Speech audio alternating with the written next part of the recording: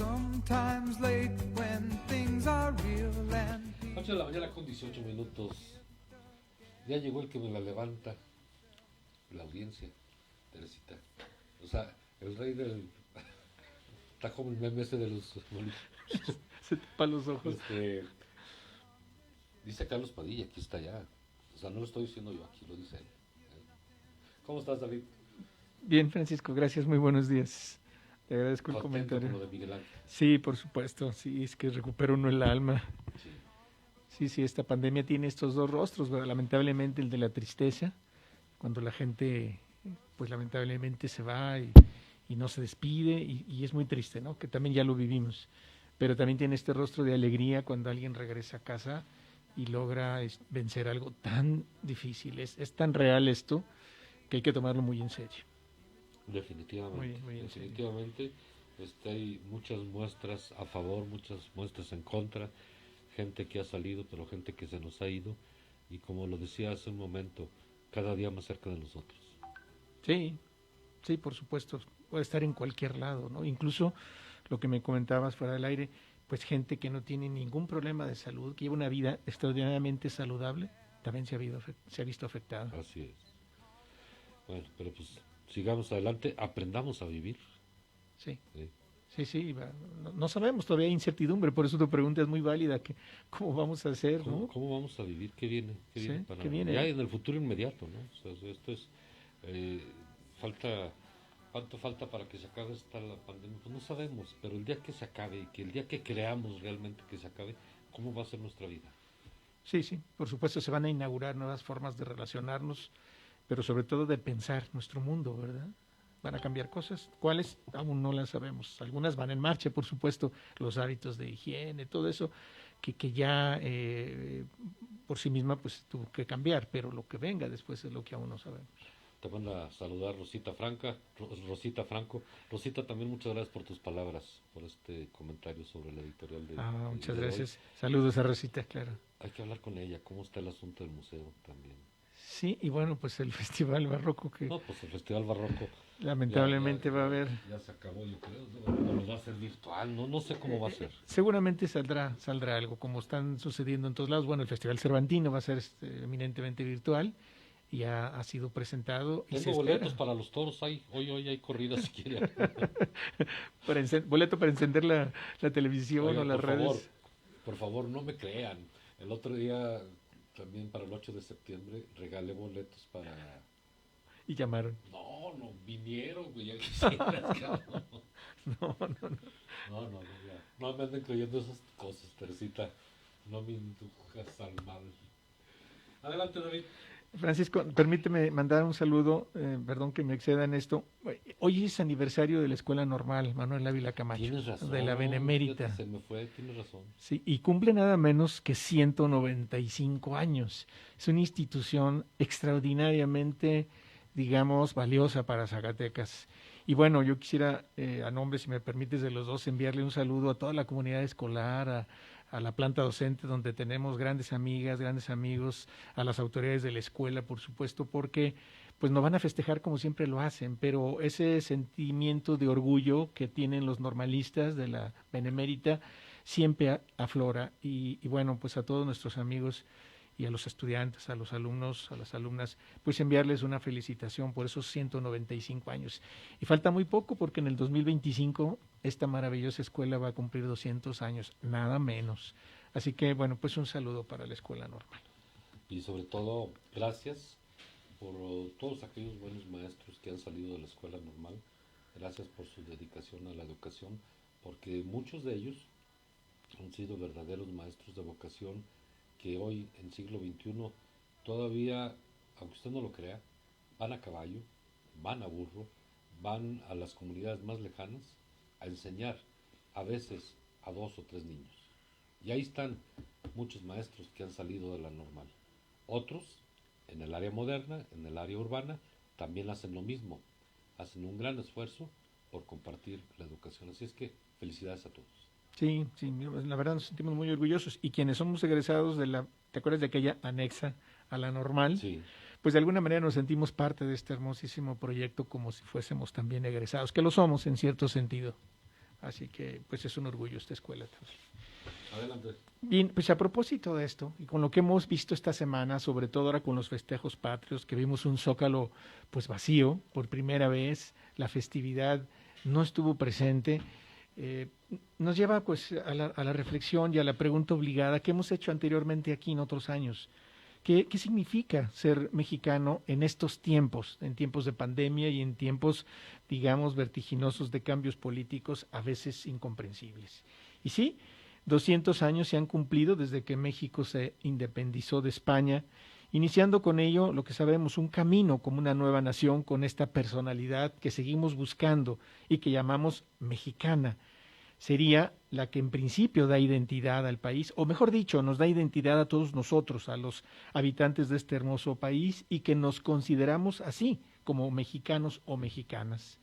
Sin embargo, mire usted, al revisar la historia, nos hemos encontrado que sucesivamente los mexicanos, las mexicanas, hemos permanecido en una búsqueda permanente de esa identidad, preguntándonos a cada momento, cada vez que hay un ciclo político, siempre la pregunta surge de una manera o de otra. O por supuesto, en estos tiempos de crisis sanitaria, también es obligado seguir en búsqueda de esa identidad. ¿Qué significa ser mexicano? ¿Qué significa ser mexicana? Y la respuesta a esa búsqueda no es satisfactoria, no lo será jamás, tal vez. Pareciera que todos nosotros, ustedes, todas las mexicanas, hombres, mujeres, al iniciarse esta segunda década del siglo XXI, todavía buscamos nuestro lugar, nuestra misión en el mundo como nación.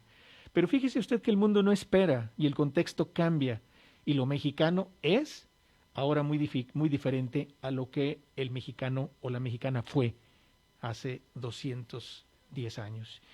Así que hoy, ¿qué tenemos que hacer?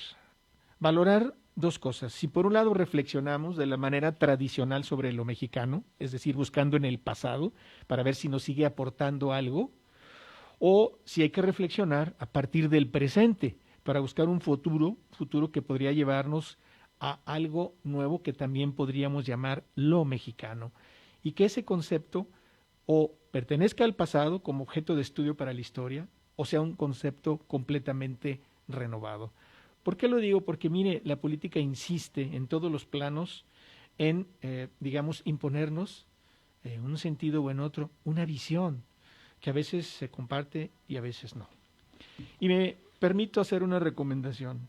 La cúspide, la máxima exaltación de esta esencia mexicana, desde mi punto de vista, está en el mestizaje y está escrita en ese maravilloso texto de Vasconcelos de 1925 que todos conocemos como La raza cósmica y que muy pocos han leído. Porque si les preguntamos, luego podrían no, digamos, darnos las respuestas a manera de argumento. Y no porque este sea el culmen de la esencia mexicana o su destino o su punto de llegada, sino más bien porque ese texto y esa tesis de Vasconcelos, que sigue siendo vigente, plantea que ese mestizaje al que alude se ha llevado a cabo en México como un principio, como un punto de partida de lo que él entonces tenía como aspiración, el mestizaje universal de todas las razas que darían lugar a una nueva raza humana, la que él llamó precisamente la raza cósmica. Y en ese mestizaje ve Vasconcelos la vocación de México dentro de la historia universal, algo que frecuentemente ha faltado en esa búsqueda de la mexicanidad, un por qué ser mexicano o un para qué serlo. Y ese valor del mestizaje que encuentra Vasconcelos en lo mexicano, lo planteaba desde entonces, no se limita a México, sino que trasciende a toda América Latina e incluso, como lo dice en el texto original, a Hispanoamérica. Hoy le dicen Iberoamérica o le podemos decir de otra manera, pero trascendía los valores.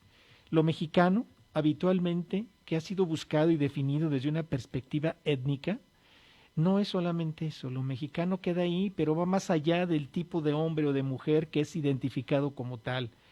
En realidad, lo mexicano está expresado en la cultura. Y la cultura, dentro de todo lo que significa como las formas de convivencia, también es un producto y una consecuencia humana. De modo que lo mexicano puede ser más fácilmente detectado, encontrado, digámoslo así, por la cultura, en la cultura y con ello a la mexicana y al mexicano. Y aquel que se identifica o aquella que se identifica con esa cultura, que la siente propia y que la produce, ese es el mexicano, esa es la mexicana. Y una vez identificada esta cultura, en toda su gama de expresiones, podemos buscar su origen y entonces darle respuesta a las preguntas. Y ese origen será encontrado así en personas de carne y hueso concretas, en quien la produce, en quien la expresa, y este será precisamente el mexicano o la mexicana de nuestras preguntas. ¿Por qué? Porque la cultura es la expresión del espíritu, porque la cultura mexicana es la expresión del espíritu mexicano que ha logrado integrar elementos de su origen español, indígena e incluso de esta que llamamos nuestra tercera raíz, nuestra herencia africana. Y por eso México, en estos tiempos de tanta convulsión política, creo que debe dejar de pensar imitando modelos que reflexionan problemas extraños, por un lado, a sus necesidades e intereses, es decir, modelos fuera de nuestras fronteras, pero también modelos que se han quedado atrás en el pasado, como a una especie de traumas. Y tampoco es que hayan que encerrarse exclusivamente en problemas propios, sino que más bien debemos tener en cuenta necesidades y nuevos supuestos culturales propios a la hora de tratar los temas universales. Las necesidades son las demandas de todos nosotros y los supuestos son la historia y el pasado. Y México ya no debe buscar tanto su esencia, como comento, en los traumas o en los problemas del pasado, sino enfocarse en el futuro, en aportar su bagaje cultural al mundo. En otras palabras, quizás es momento, como planteaba, fíjese usted, pues hace 95 años en este extraordinario libro, el extraordinario personaje y filósofo mexicano José Vasconcelos, ¿no? Quizá es momento de que verdaderamente trascienda lo mexicano, más allá de lo latinoamericano e incluso más allá de lo hispano o iberoamericano, y generar una nueva comunidad cultural que encuentre su fundamento, su puerta de entrada, como lo sabemos, en la lengua común, aunque esa lengua también pueda expresar experiencias e ideologías diversas. Eso no empobrece, al contrario, enriquece, porque así cada quien aporta sus valores, sus perspectivas, sus experiencias y puede expresar sus necesidades. Y entonces en el intercambio de unos con otros, todos podemos salir enriquecidos, todos podemos salir fortalecidos en una comunidad que llamaremos, como siempre, mexicana, pero cultural, más amplia, más diversa, más heterogénea. Y sí, insisto, vale la pena, podemos coincidir hoy, en pleno siglo XXI, con Vasconcelos, que lo mexicano es el mestizaje étnico y cultural entre todas nuestras raíces, pero no es cualquier mestizaje, es uno específico, es uno resultado de la asimilación de esas culturas, y aún así, pensar que no todo mestizaje otorga los mismos resultados, y el resultado de esta fórmula concreta es precisamente lo que llamamos y lo que sentimos ser mexicano, ser mexicana.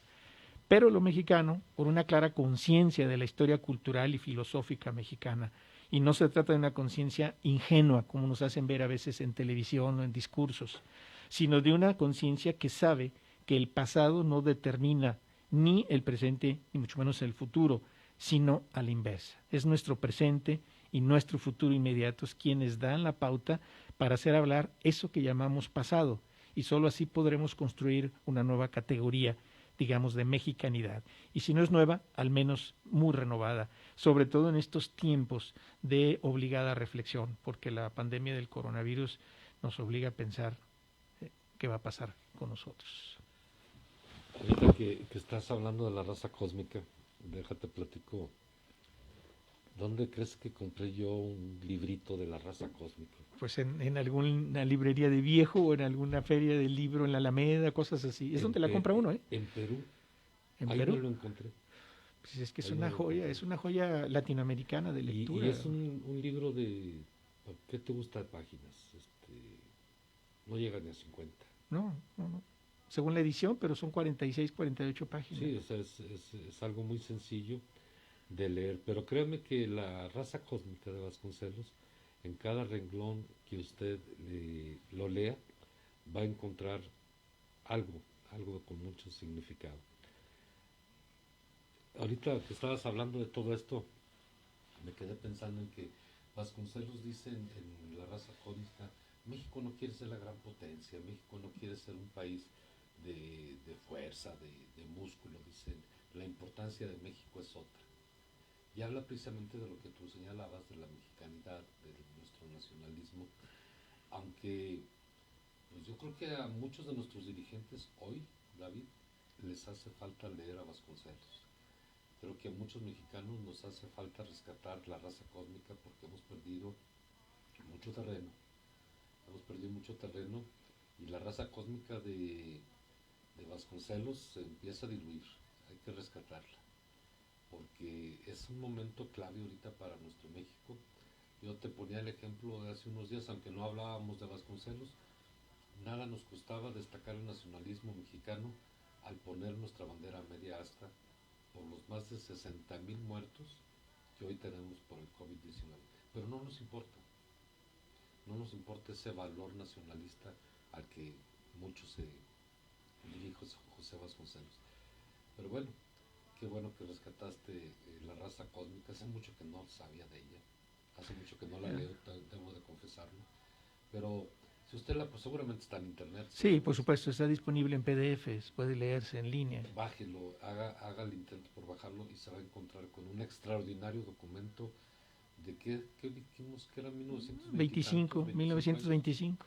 1925, imagínate. Y sigue vigente. 95 años. Y sigue vigente. Por supuesto. Porque si uno se pregunta, ¿cuál es la raza cósmica? Pues mire usted, estimado auditorio, es usted y somos nosotros. Precisamente los que somos, digamos, los que expresamos la herencia de ese mestizaje al que alude Vasconcelos, ¿no? Y la crítica del comentario, debo decirlo, va precisamente contra todos esos políticos, quienes sean, que no lo han entendido. Pongamos, por ejemplo, a Trump, que su discurso es exactamente contrario a esta propuesta. Sí, él habla precisamente no de un mestizaje, sino de una supremacía, de una de las razas o de las 4 razas que Vasconcelos citaba como fundamentales, ¿no?, en la humanidad. Y resulta que la historia va caminando contrario al discurso de Trump, porque lo que está avanzando, creo yo, es precisamente el mestizaje. Y fíjate, lo grave de esto también, yo no sé qué sea más grave, cada quien tendrá su opinión. La actitud de un presidente como Donald Trump, que habla precisamente de una superraza como lo fueron los alemanes o nazis en su momento, pero ¿qué será peor eso? La ignorancia de todos aquellos que no leímos Pues con profundidad, no solamente a Vasconcelos, sino todo lo que conlleva. sí, claro, pues eso es más peligroso porque por eso le creen y por eso le siguen y por eso hay altas posibilidades de que vuelva a reelegirse este señor, ¿verdad? Por eso nos enamoramos de cualquier palo de escoba. Imagínate. Entonces, no. Y creo que la lectura, como dices, es muy bueno regresar a ella ahora, porque finalmente el sueño de Vasconcelos, aunque tarde siglos, pero puede concretarse. Sí, se puede concretar. Volvamos a lo mismo, ¿no? Es un texto en el que cada palabra tiene algo que decirnos, cada línea tiene algo que decirnos, pero sobre todo nos está pintando un panorama que ojalá y aprovechemos, ¿no? Porque ha tardado 95 años en concretarse, puede tardar otros 90 años, David, pero yo creo que ese es el camino correcto. Sí, yo al estar pensando sobre este tema me fui a dormir con una imagen que considero hermosa. Es decir, yo me imaginé, lástima que la historia no lo permitió, fue apabullado en las elecciones Vasconcelos, cuando fue candidato a la presidencia, por un aparato oficial terrible desde entonces, para que vean que la historia es maestra de todo esto, pero me imagino un Vasconcelos en la presidencia. O sea, sin la educación, fíjate todo lo que nos dio. Ojalá. Siempre he imaginado un gobernador o una gobernadora que se siente y a su mano derecha tenga a un secretario de educación como parte fundamental. Estamos muy lejos de eso, David. Pues, yo sigo pensando que eso es posible. Estamos lejos, pero que eso es posible. Imagínate un presidente de nuestro país, así, un Vasconcelos. ¿Cómo podría ser el destino de nuestra nación? Uno muy diferente, pensaría yo. Por lo menos más culto, ¿no? Que tenga un panorama más abierto. Pues más consciente de sí mismo, ¿no? Y de lo que puede... que nos contagie de ese conocimiento, que nos contagie de ese aprendizaje. Así es. No solamente de la grilla. Así es, y permítame insistir, aunque parezca trillado, pero las respuestas están en la cultura, para no ir tan lejos. Definitivamente. Y bueno, decíamos, hace mucho platicábamos que cada presidente deja un presidente por dedazo más tonto, más ignorante que él para poderlo manipular. Pero eso empezó, por decirte un nombre, en tiempos de Gustavo Díaz Ordaz. Así es que hoy los más pendejos nos gobiernan. Hay que cortar ese camino. David, muchas gracias. Gracias, gracias. 8 de la mañana con 38 minutos. Otra pausa, porque Teresita ya no está haciendo teleseñales. Vámonos.